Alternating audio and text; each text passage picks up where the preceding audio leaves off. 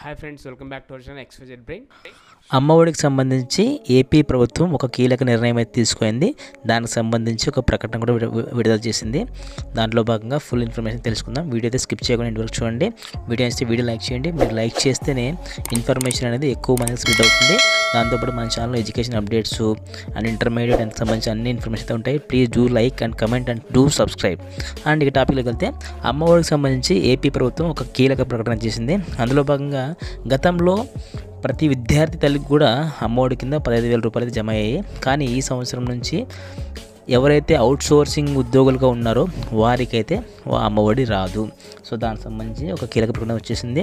దాంట్లో భాగంగా గ్రామాల్లో 10,000 లోపు, పట్టణాల్లో 12,000 లోపు ఎవరికైతే వేతనం ఉంటుందో అంటే శాలరీ ఉంటుందో వాళ్ళకి మాత్రమే అమ్మఒడి వర్తిస్తుందని. సో అవుట్సోర్సింగ్ ఉద్యోగులకి జీతాలు ఎక్కువగా ఉన్నాయన్నది ప్రభుత్వ వాదన. అంటే దాదాపుగా వారికి 18,000కు పైనగానే జీతం ఉన్నట్టుగా గవర్నమెంట్ అయితే చెప్తుంది. సో అందులో భాగంగా 18,000 కంటే ఎక్కువ అంటే 12,000 కంటే ఎక్కువ ఉండేవారికి ఎవరికి కూడా అమ్మఒడి వర్తించదు అన్న విషయాన్ని ప్రభుత్వం కీలకంగా స్పష్టం చేసింది. సో దాంట్లో భాగంగా లాస్ట్ ఇయర్ ప్రతి ఒక్క విద్యార్థి కూడా అమ్మఒడి అనేది వచ్చేసింది.